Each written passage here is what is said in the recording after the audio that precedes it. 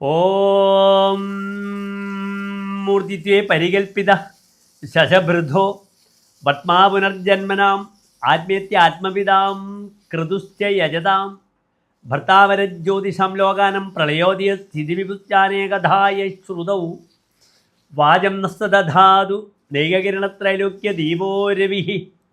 ഓം ആദിത്യായ നമഃ ആദിത്യായ നമഃ ആദിത്യായ നമഃ. നമസ്തേ പ്രിയമുള്ള ഡോക്ടർ മാരാർജി പ്രേക്ഷകരെ, നാം ഇവിടെ ചർച്ച ചെയ്യുന്നത് ഒരു പുതുവർഷം മലയാളിക്ക് ആരംഭിക്കുകയാണ്. 1200 ആണ്ട് 1199 കർക്കിടക മാസം 32 2024 ആഗസ്റ്റ് 16 വെള്ളിയാഴ്ച രാത്രി 7:40 സൂര്യൻ ചിങ്ങം രാശിയിലേക്ക് പ്രവേശിക്കുകയാണ്. ചിങ്ങം മലയാളിക്ക് പുതുവർഷമാകുന്നു.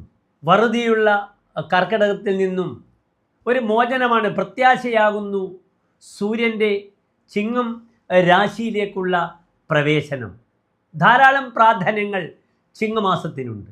ഇത് കർഷക ദിനമായി ഇന്ന് കേരള സർക്കാർ ചിങ്ങം 1 വർഷങ്ങളായി ആചരിച്ചു വരുന്നു.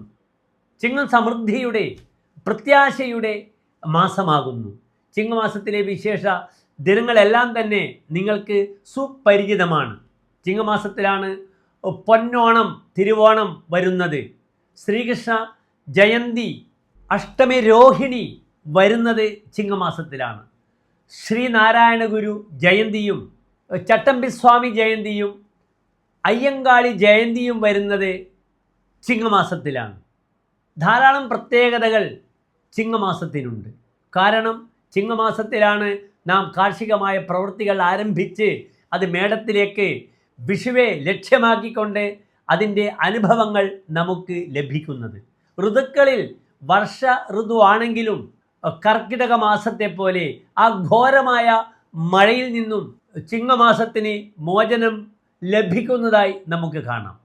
ഇവിടെ ആദിത്യൻ ചിങ്ങമാസത്തിലേക്ക് പ്രവേശിക്കുന്ന സമയം നാം പറഞ്ഞു. ചിങ്ങം രാശിക്ക് ധാരാളം പ്രത്യേകതകൾ സൂര്യനുമായി ബന്ധപ്പെട്ട് കിടക്കുന്നു. കാരണം സൂര്യൻ്റെ സ്വക്ഷേത്രവും മൂലക്ഷേത്രവും ചിങ്ങം രാശിയാകുന്നു. സിംഹേ വിംശതിരാദിത എന്നാണ് സൂര്യൻ്റെ മൂലക്ഷേത്ര ബലം പറഞ്ഞിരിക്കുന്നത്. ചിങ്ങമാസം 20 വരെ സൂര്യന് ബലമുള്ള രാശിയാകുന്നു ചിങ്ങം രാശി.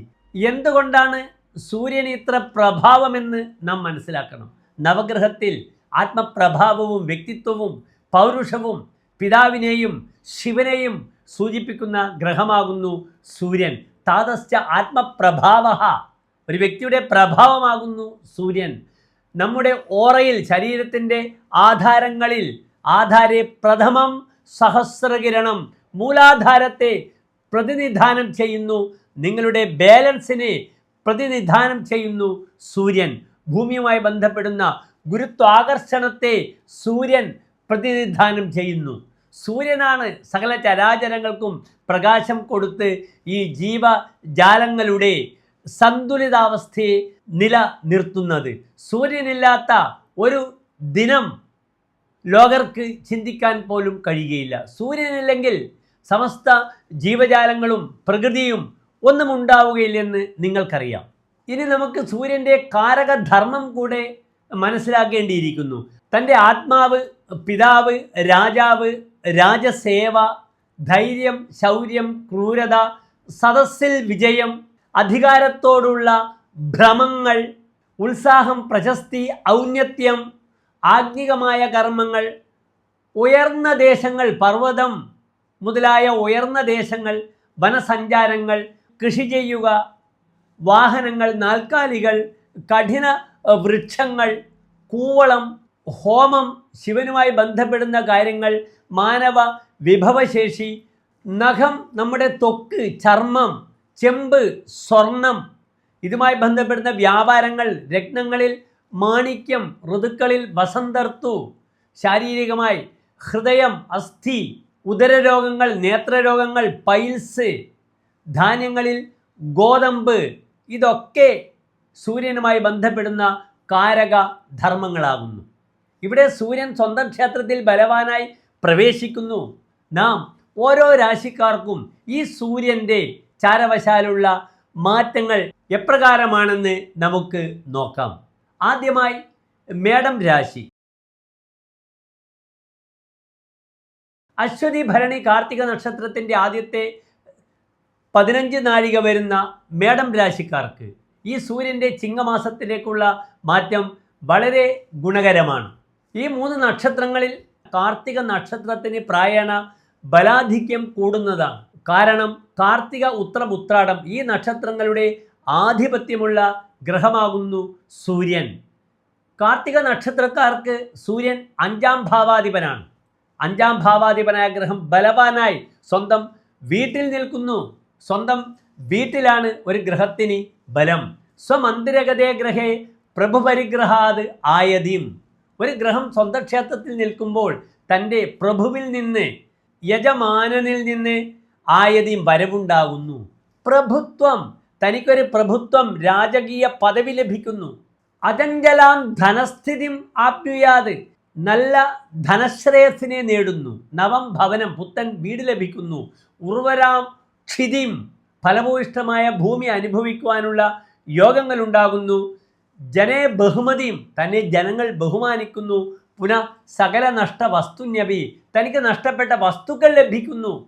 ഒരു ഗ്രഹം സ്വന്തം ക്ഷേത്രത്തിൽ നിൽക്കുമ്പോൾ ഇവിടെ സൂര്യൻ, പ്രഭാവകാരകനായ സൂര്യൻ മേടം രാശിക്കാർക്ക് 5ാം ഭാവത്തിൽ നിൽക്കുമ്പോൾ പഠനം മുടങ്ങിയ, അല്ലെങ്കിൽ ഗവേഷണം മുടങ്ങിയ, അല്ലെങ്കിൽ ഹോമകാര്യങ്ങൾ ആരംഭിച്ച് നിർത്തിവെച്ച വ്യക്തികൾക്ക് ഈ സൂര്യൻ ഈ പ്രകാരത്തിൽ മുടങ്ങിയ കാര്യങ്ങൾക്കൊക്കെ ഒരു അനുകൂലമായ തീരുമാനങ്ങൾ എടുത്ത് മുന്നേറാനുള്ള കരുത്തും പ്രചോദനവും നൽകുന്നു.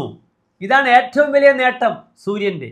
5ാം ഭാവം എന്നാൽ പ്രജ്ഞാ, മേധ, പ്രതിഭ, വിവേകശക്തി, പുരാതനം, പുണ്യം, മന്ത്ര, അമാത്യ, തനൂജാഹ, പഞ്ചമത സൗമനസ്യമപി ചിന്യം എന്നാണ് പറഞ്ഞിരിക്കുന്നത്.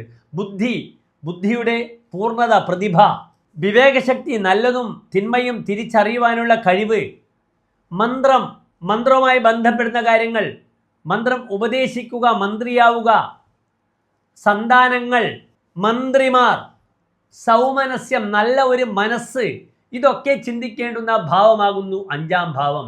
ഈ ഭാവങ്ങൾക്കെല്ലാം തന്നെ സ്വന്തം ക്ഷേത്രത്തിൽ ബലവാനായി നിൽക്കുന്ന സൂര്യൻ വളരെയധികം നന്മകളെ പ്രദാനം ചെയ്യുന്നു. പുത്രപ്രാപ്തിയും, 5ാം ഭാവാധിപൻ ബലവാനാണെങ്കിൽ ഇപ്രകാരം ഫലദീപികയിൽ പറയുന്നു: പുത്രപ്രാപ്തിയും ബന്ധുവിലാസം, നൃപതീനാം സാജീവ്യം, വാധീശദശായാം ബഹുമാനം. പുത്രപ്രാപ്തിയും, സന്താനങ്ങൾക്ക് ഏറ്റവും അനുകൂലമായ സമയമാകുന്നു. 5ാം ഭാവാധിപനായ ഗ്രഹം ഭാവസ്ഥാനത്ത് നിൽക്കുമ്പോൾ സന്താനത്തിന് വളരെ അനുകൂലമായ സമയമാകുന്നു. ബന്ധുവിലാസം, പുതിയ ബന്ധുക്കളുമായിട്ട് നല്ല റിലേഷൻസ്, നല്ല ബന്ധങ്ങൾ പുലർത്താൻ കഴിയുന്നു. നൃപതീനാം സാജീവ്യം, തൻ്റെ നൃപതി, ഹയർ അതോറിറ്റി, തനിക്ക് ജോലി തരുന്ന വ്യക്തി, അദ്ദേഹം തനിക്ക് പുതിയ ഉത്തരവാദിത്തങ്ങൾ തരുന്നു. അദ്ദേഹത്തിൻ്റെ മന്ത്രിസ്ഥാനം അലങ്കരിക്കുവാനുള്ള അവസരം കൈവരുന്നു. ബഹുമാനം തരുന്നു. തനിക്ക് ഇഷ്ടപ്പെടുന്ന ഭക്ഷണം കഴിക്കാൻ പറ്റുന്നു. തനിക്ക് മറ്റുള്ളവർക്ക് വാങ്ങിക്കൊടുക്കുവാനും ദാനം ചെയ്യുവാനും കഴിയുന്നു. സജ്ജനങ്ങൾ തന്നെ പുകഴ്ത്തുന്നു. താൻ ഇടപെടുന്ന കാര്യങ്ങളിലൊക്കെ തന്നെ ശ്രേയസ് കൈവരുത്തുന്നു. ഇതൊക്കെ ഈ സൂര്യൻ്റെ ഗുണഫലങ്ങളാണ് മേടം രാശിക്കാർക്ക്. സൂര്യൻ സാത്വിക ഗ്രഹമാണെങ്കിലും ജ്യോതിഷത്തിൽ പാപഗ്രഹമാണ്. അതിനാൽ ശാരീരികമായി ഉദരസംബന്ധമായ രോഗങ്ങൾ നമ്മൾ ശ്രദ്ധിക്കേണ്ടിയിരിക്കുന്നു. ഇയർ സംബന്ധിച്ച, ചെവി സംബന്ധമായ രോഗങ്ങളെ നാം ശ്രദ്ധിക്കേണ്ടിയിരിക്കുന്നു. സന്താനങ്ങളുമായി ബന്ധപ്പെടുന്ന ശാരീരികമായ ചില അസ്വസ്ഥതകൾ, പ്രത്യേകിച്ച് മൂത്ത സന്താനത്തിന് ചില ക്ലേശങ്ങൾ ഈ 5ൽ നിൽക്കുന്ന സൂര്യനുമായി ബന്ധപ്പെട്ട വിഷയത്തിൽ ഉണ്ടാകുന്നു. അതിനാൽ നന്നായി ശിവപ്രീതി ചെയ്യുക. സൂര്യൻ ശിവനാകുന്നു. അർക്ക ശംഭുഹു. ഈ ശിവനായ സൂര്യനെ ഓം നമഃശിവായ എന്ന പഞ്ചാക്ഷര മന്ത്രത്തിലൂടെ നിങ്ങൾ ബലപ്പെടുത്തുക. നിങ്ങളുടെ ഭാഗ്യത്തെ വർദ്ധിപ്പിക്കുക. മറ്റൊരു പ്രധാനപ്പെട്ട വിഷയം, മേടം മുതൽ മീനം രാശിക്കാർക്ക് ഏറ്റവും നല്ല മന്ത്രമാകുന്നു ആദിത്യ ഹൃദയ മന്ത്രം ജപിക്കുക എന്നത്. വളരെയധികം ആ വിഷയങ്ങളിൽ അനുകൂലമായി ആത്മപ്രഭാവം, വ്യക്തിത്വം വർദ്ധിപ്പിക്കുവാൻ ഇത് സഹായകരമാണ്. പ്രത്യേകിച്ച് കർക്കിടക മാസമാണ്. രാമായണത്തിൽ യുദ്ധകാണ്ഡത്തിലാണ് അഗസ്ത്യ മഹർഷി ഉപദേശിക്കുന്നത് ശ്രീരാമനെ ആദിത്യ ഹൃദയമന്ത്രം തതോ യുദ്ധപരിശ്രാന്തം സമരേ ചിന്തയാ സ്ഥിതം രാവണം ചാഗ്രതോ ദൃഷ്ട യുദ്ധായ സമുപസ്ഥിതമെന്ന ആ 32 ശ്ലോകങ്ങൾ. ആ ശ്ലോകത്തിലൂടെയാണ് രാവണനെ വധിക്കുവാനുള്ള ശാരീരികമായ മാനസികമായ ഊർജം ശ്രീരാമസ്വാമിക്ക് പ്രദാനം ചെയ്യുന്നത്. എല്ലാ പ്രിയപ്പെട്ട മേടൻ രാശി പ്രേക്ഷകർക്കും വളരെ അനുകൂലമായ ഒരു ചിങ്ങ മാസത്തെ ആശംസിക്കുന്നു. നന്ദി, നമസ്തേ.